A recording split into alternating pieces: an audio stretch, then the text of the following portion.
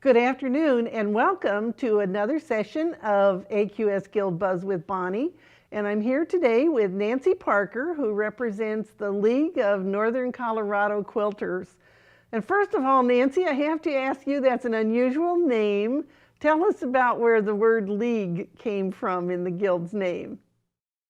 Well, thank you so much for asking, Bonnie, because I never even thought to ask, but it's really kind of interesting. In 1996, when the Guild was formed, there was a gal who was a business expert, and the group of 12 that gathered decided they wanted the group to be open to anybody in Northern Colorado and not to. They thought the name Guild might imply skills and things some people wouldn't have. So they came up with the word league because it just means a group of like-minded people. And that's what they felt they wanted to form. Well, it's a fun name and it certainly makes your group unique, doesn't it? I don't think Yes. I've researched a lot of different guilds and I've not found any that had a name that had a word like league in it. Well, I'm so glad you looked that up because it is different and I understand totally why they chose the word league, right? Right. I do too. It was a good choice. So let's begin by talking a little bit about your guild. You said it was formed in 1996. Mm-hmm. And so where you meet and when you meet, and let's just find out some more information about your group. Well, we've met in churches and we've met in other common public buildings that were inexpensive or free. Currently, though, we actually meet in a Best Western hotel. They opened up 3 of their meeting room sections to us at what we thought was a very reasonable price. And it works well for us because it's kind of centrally located for where our members live also. Okay, well, you're right. That is a little bit different, isn't it? But you know what? I know sometimes guilds have a hard time finding a reasonably priced location to meet. So that's a really good solution to that. Yes, and during this shutdown, they've been a little more open than some of the other churches and things in the area to having us come in because they want the business. So that's why we've met a few times when it's felt safe. Okay, all right. Well, I know that your group does some charity work, so let's talk about what kind of organizations you make quilts for. Well, we mainly make quilts for children's organizations, ones that are safe houses for women and children that are in dangerous situations. And we also support a couple of elder care facilities in the area in northern Colorado, towns like Windsor and Fort Collins and Loveland. And then the other kind of place we do send quilts down to the Rocky Mountain Children's Hospital near Denver. So those are the main places. We're also currently getting involved in making quilts for the fire victims because here in northern Colorado we had 2 of the largest fires in Colorado history, and they really were near Rocky Mountain National Park. In fact, they both invaded the park at different times. So about 250 people lost homes. So there's a big push for quilts for those victims too. And so do you have a location, because often people ask us, where can we ship quilts for those fire victims? Do you have a location where they can send them? We do. Thanks for asking. A local quilt shop named Jukebox Quilts. They specialize in long arm quilting, but they have opened their store to be a drop-off place, and you can send quilts to them. They're at 400 North College Avenue, suite or number 400A, and they're in Fort Collins, Colorado, 80524. Okay, well, I'm glad to get that because we do have and have had quilters across the country want to know how can they help those victims. So that's a good solution, and you can ship them to Jukebox Quilts. Today's program is sponsored by Handy Quilter, and many of you know that Handy Quilter makes long arm sewing machines. Long arm machines, they aren't sewing machines, they're quilting machines. Long arm quilting machines, but they also make home sewing machines. And before we end the program today, I'm going to tell you how all of your members in the League of Northern Colorado Quilters and those of you who are watching at home can go register and someone's going to win that beautiful machine. And so Handy Quilter is our sponsor, and we're going to take just 30 seconds and have a word from Handy Quilter. Hi, I'm Johnny from Handy Quilter's Watch and Learn Quilting Show. Join us live on Facebook every week as we present Handy Quilter products, tips and tricks, as well as specials on selected products. Be sure to visit your local retailer or handyquilter.com. Welcome back, and let's now talk about what's happening with your guild in the time of the coronavirus here. Do you have a quilt show? Did you have to cancel a quilt show? No, we haven't had a quilt show for years because our members got very involved in supporting our local county fair by providing quilts for that. So that, of course, did get canceled this year. We helped provide some money for some prizes for that fair, and we got word early on that they were going to have to cancel the quilt piece of it. I think they were trying to keep the 4-H piece going, but I think eventually they had to cancel that too. The fair is held in early August, and we had an uptick here in July. So it was very disappointing for everybody to have that show canceled, but hopefully next summer. That's right. Well, we hope things will change next year so that we don't have to. We've canceled all of our AQS Quilt Week shows for 2021 already because we should be working on those now. And we couldn't be assured that they would be held, so we've already canceled those shows. Some of our members were very disappointed because they were planning to go this past April, and then when it was postponed, they were hoping for this current April, and I guess no. No, well, do you know what? I think safety of everybody has to be our primary concern, and that's really the way our whole management team felt about the shows. Was we would not want to risk anybody coming down with this virus because we had such a large crowd.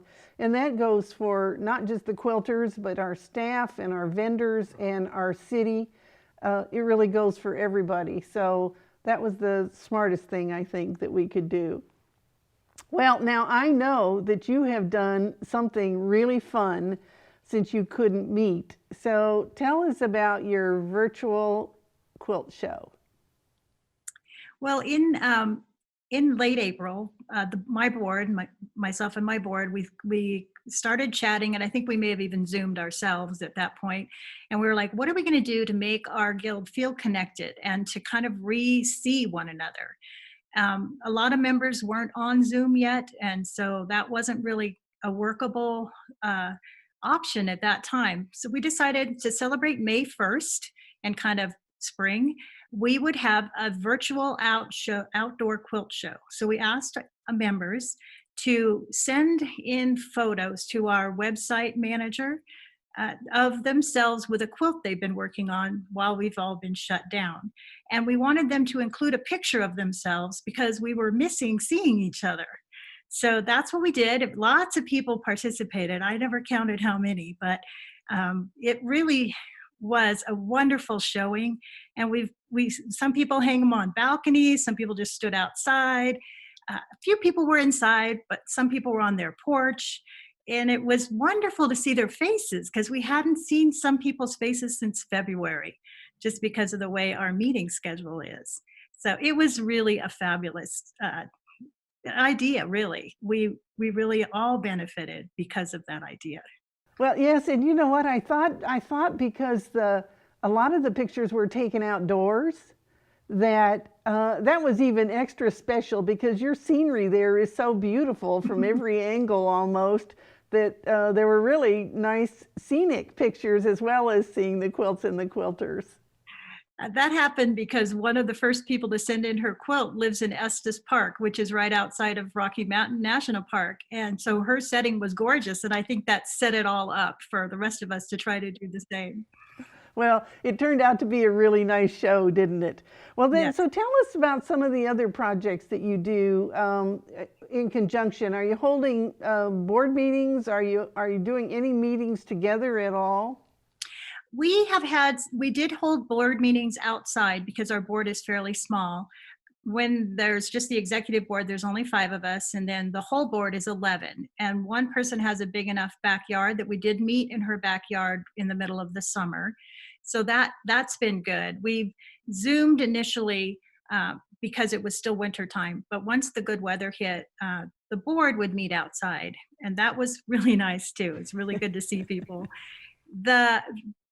We only have 4 big meetings a year where we have instructors come. We have those in February, May, August, and November. So February we had a normal meeting. The weather was horrible, so very few people came, but that was the weather, not the COVID. And then in May we had to cancel. So August, though, we did hold our meeting. We had the speaker was local, so she wasn't going to have to fly. And she was willing to come. She held a workshop in the morning. Only about 8 people participated because of comfort level, but about 30 people attended in person because we were in that conference room set up at the Best Western. We were able to social distance really well, and they set it all up for us. And then we have a couple in our group that really became Zooming experts. So that was the first time we tried Zooming a meeting. And so we had what we call hybrid meetings, where some people were in person and some people, probably that time about 25 people, were on Zoom.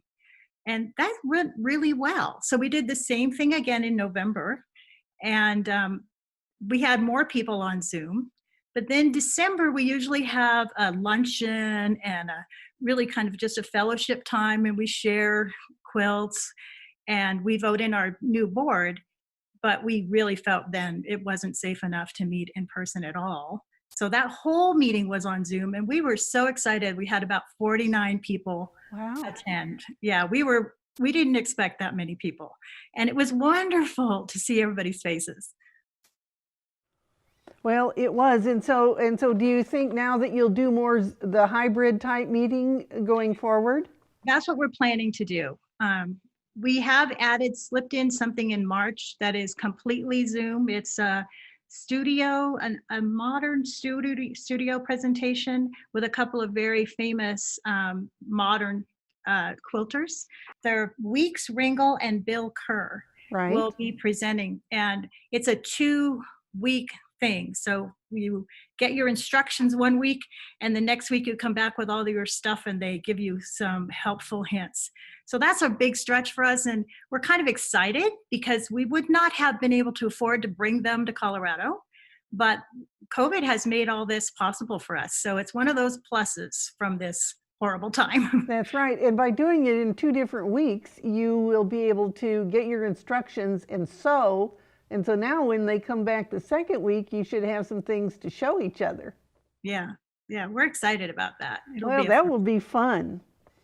Okay, tell me about that pretty quilt hanging behind you. I guess you have 2 quilts there. I do have 2, yes.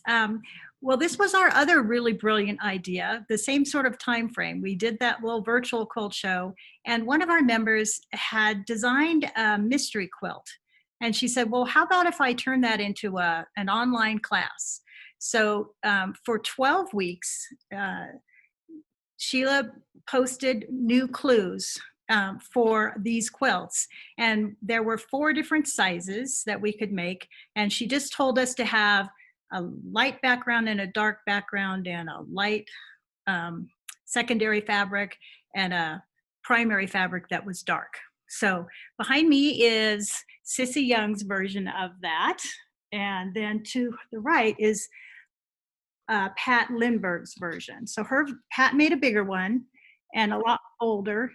And then Sissy's was a small version, and but also pretty bold. I think most of them came out very bold because of that dark primary fabric. Yes, and the one hanging right behind you, I love how the blue and white star shapes in the background just look like an echo. Yes, that's true. They do. Mm-hmm. Yeah. And the other one is more bold. The other quilt is very, very much bolder. I can't remember if Sissy said whether or not she'd participated in a mystery before. I think Pat had not and was nervous. So she just went bold as she could on a lot of it. Yes. Well, you know what? All of those different shapes really lead your eye right across both of those quilts. Yes, it was a really fun pattern actually to work on. And she was able to present it as different blocks, right? There's 4 patches and there's the V blocks and there's flying geese. And so that's the way she presented it to us. And now we're going to make use of her skills again and do a block of the month starting in January online Okay. again. All So you right. can go into a store and pick up the directions if you aren't comfortable printing them off. So Okay. Well, I have a quilt hanging behind me, and you know, I'm well known for liking to buy quilts at different auctions. And a few years ago, AQS held an auction to benefit Libby Lehman. And this was one of those quilts, and it was a quilt by Margaret Miller. And you know, Margaret is well known for doing unusual sets in the quilts to be able to lead your eye across the quilt. And I'm going to just kind of pull out of here, but you can see how it's got this wonderful center, and then it kind of just leads your eye right around that whole quilt. Anyway, I love to share off other people's work, and so this one is part of my collection, my private collection. Well, next I want to tell everybody how you can register for the free Handy Quilter sewing machine. The machine is the HQ710. It has 170 built-in stitches, a 9mm wide foot, and that makes it so you can do lots of pretty details with those decorative stitches that we like to use. And it has a knee lift on it, and it has a value of $3,495. So anyone can register. You just go to quiltweek.com/guildbuzz. Just run those words together, quiltweek.com/guildbuzz, and register. And someone is going to win that wonderful sewing machine.